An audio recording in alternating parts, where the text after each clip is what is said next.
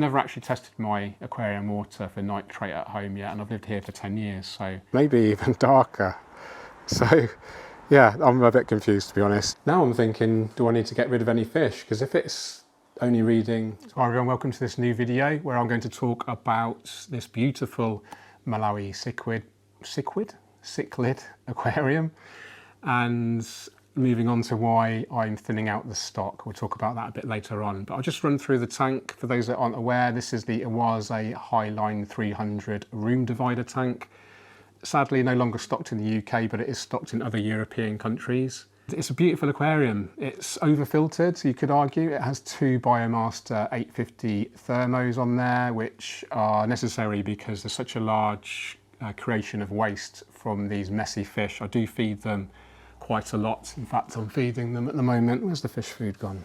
I'm feeding at the moment mainly organics, vegivore granulates. This is a really great food. They absolutely love it. I have fed them already this morning, but I'm sure they won't mind a little bit more.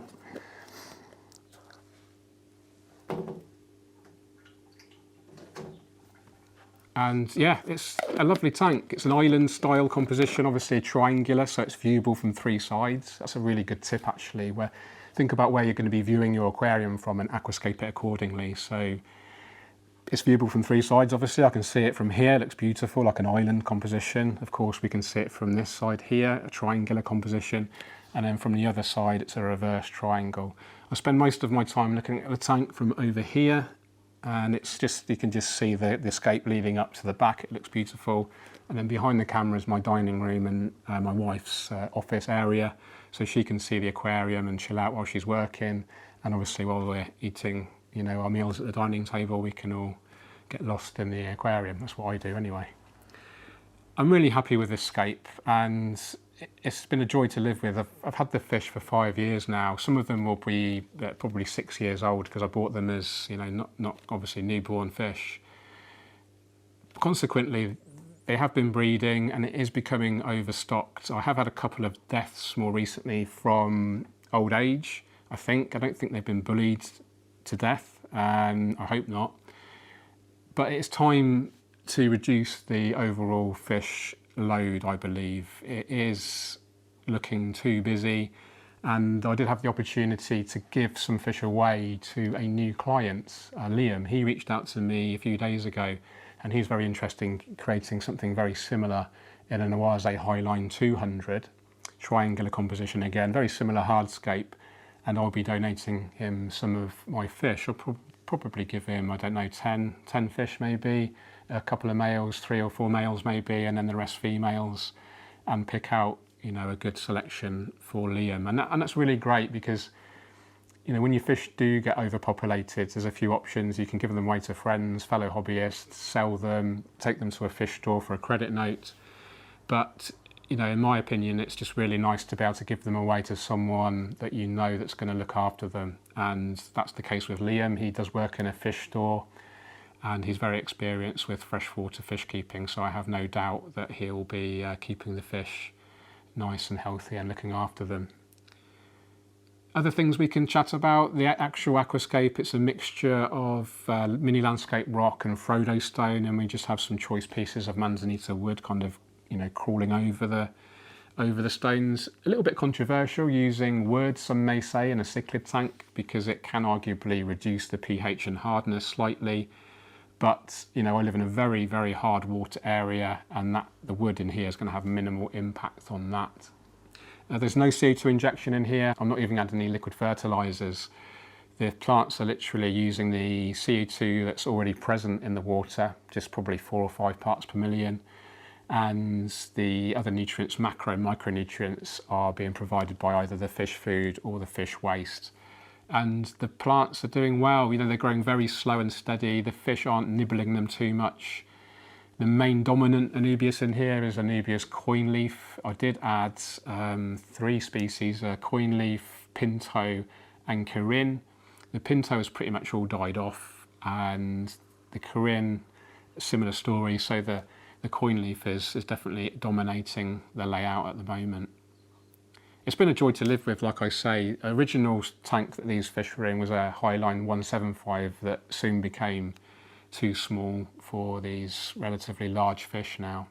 So grateful to Oase for supplying the Highline 300, nearly twice the capacity, with the large filtration, and also I'm doing weekly large water changes, at least 50%, sometimes more, and we'll take you through the maintenance process. So simple, it doesn't take long at all. And I think the main attraction with this aquarium for me, and maybe something to think about, is it's actually very high impact but relatively low maintenance. You know, we're not worried about trimming the plants, very rarely touch the Anubias. Some pieces will become detached, the odd floating leaf, I'll just remove those and throw them away. Any really suffering Anubias leaves, I can just peel them away from the rootstock. That will hopefully generate new leaf growth. You can just sit and watch it for hours. You know, sometimes I'll watch this more than the TV. And yeah, the fish, the behaviour is so interesting. It's a mild aggression, but never too much. I never see any actual kind of injuries from the fish, although I have noticed one of the males seems to have lost an eye, but he doesn't seem to be bothered by that, and he's feeding absolutely fine. There is another female in here that I think is approaching really old age. She's got kind of clamp fins and tends to hide away in the Anubias quite a lot. So, you know, I'm not sure what to do with her in the longer term. I'll just keep an eye on her. And if she does start to suffer too much, it may be a case of, you know, euthanasia, I guess, or I don't know. Let me know in the comments what you'd do if you saw one of your fish kind of just suffering.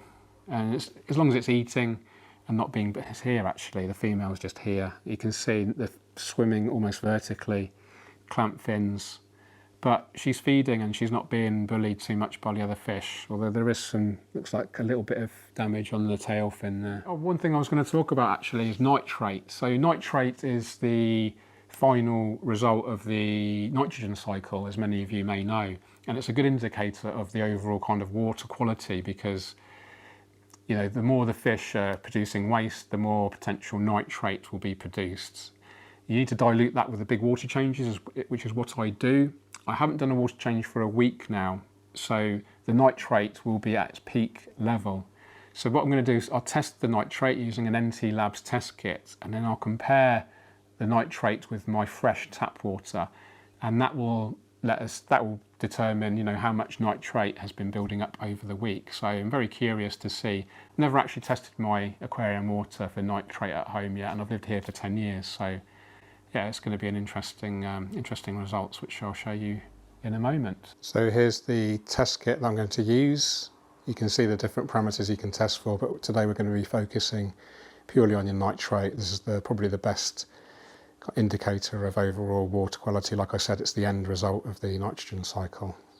If we're setting up a new aquarium, you probably want to be checking the ammonia regularly, especially if you're using a soil-based substrate, which tends to give you an ammonia spike. And then as the system's maturing, you may see some nitrite, and these must be undetectable really before you start stocking any fish or shrimp, etc. But you can, you know, fish will tolerate relatively high levels of nitrate compared to the ammonia and the nitrite. So I think anything kind of, I'd be happy with anything less than 40 parts per million, I would suggest. pH, how acidic the water is, going to be guessing it's probably around 8 for my aquarium here because I have such hard water. And then actually we can test the general hardness and the carbonate hardness as well if we wish. So thanks to NT Labs for supplying this kit. They're not sponsoring the video, but they did supply this kit free of charge, full disclaimer. Okay, time to test for our nitrate. So we have 2 vials of the reagent here. We've got nitrate 1, nitrate 2, and I've got the instructions here. I've never done this before, so you're learning with me. Ensure the test tube is clean. Well, it definitely is because it's brand new. Take a 5 ml sample of water into the test tube. Yeah, we'll get that in there, no problem. Fish are probably curious. So it's 5 ml. The actual the tube has got a line on it, so you can see actually 5 ml exactly. I'll pop that on there just in case I tip it over because I'm quite clumsy. Okay, what's next? Turn the nitrate 1 bottle upside down in plenty of light and shake vigorously until there's no sediment on the bottom. So nitrate bottle 1, turn it upside down. Plenty of light here.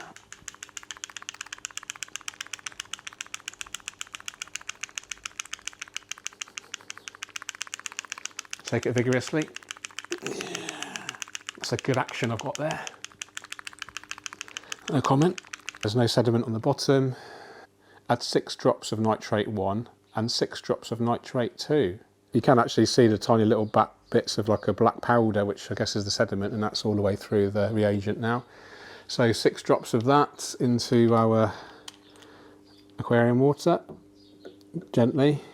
And then 6 drops of the nitrate 2 bottle.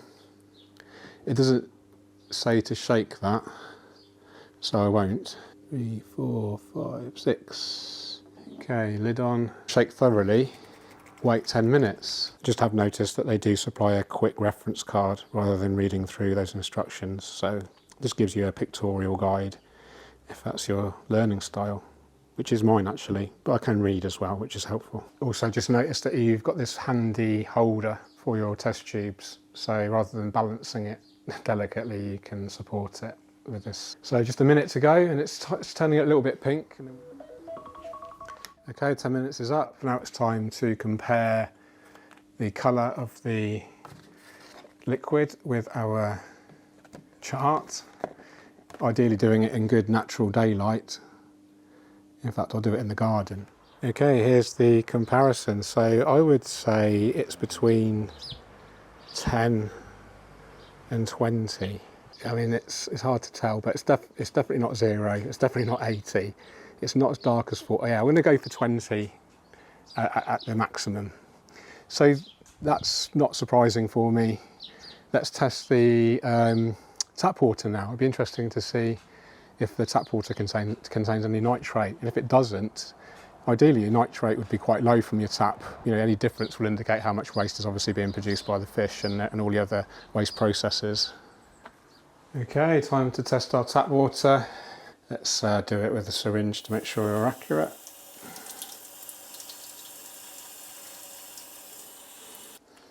Pop it in our holder. Shake number 1 upside down. Make sure there's no sediment. 30 seconds it says. Or if you're really good at shaking, 10 seconds. Shake 3 times as hard. 1, 2, 3, 4, 5, 6. Ooh, 6. And then 6 drops of number 2. 1, 2, 3, 4, 5, 6. Lid on. Shake. Wait 10 minutes. Hey Siri, set timer for 10 minutes. Cheers. Okay. Interesting to see if it measures any nitrate, and we'll compare it to, I don't know, now I'm thinking, do I need to get rid of any fish? Because if it's only reading 20 or 30 at the most, after a week of no water changes, there's no need to thin out the fish in terms of the waste accumulation, because to me that suggests, you know, the fish load isn't exceeding the filtration capacity and the water changes that I'm doing to dilute the nitrate. But I am still going to donate some of the fish to Liam, because I do believe there are, just intuitively, it seems like there's too many fish in there and they are getting very big. So I will still donate some fish, even if they're not producing as much waste as I potentially thought they would be. Okay, 10 minutes to go. Whilst we're doing the 10 minutes, I will start cleaning the glass. I'm using a Wise algae magnet. This is the mag float type, so if you do accidentally let go, it comes back to you, no problem. And I do this quite regularly actually, because I like to be able to see into my aquarium without any ugly algae in the way. Be very careful when you're doing it near sand and gravel, because it can scratch if it gets caught in between the magnets, of course. And for any really stubborn algae towards the bottom, you can use a credit card or a razor. I've got an ADA razor, which I like to use. But for the vast majority, we can just use this. And then just a quick check, you can just look along the side of the aquarium, see if you've missed any spots. So these actually are low iron glass, the newer high lines. The original high line I've got, which is the 400, was regular float glass, which isn't as transparent. So it is definitely an improvement having the low iron. You do notice it, and it's perfect for a room divider because you can see all the way through quite clearly into the other room. We've got, how long have we got left on the timer? 3 minutes. Let's start our water change. So very simple, remove the lid. The lids are made of aluminium, so very strong, actually conducts some of the heat away as well, which is useful for summer months when you don't want to be overheating the water, of course. And yeah, so water change, I just basically a long hose siphon all the way into the garden to feed my houseplants as well, garden of course. So like I say, big siphon hose, 16mm internal diameter hose, so it does take a lot of water out quite quickly, which is helpful.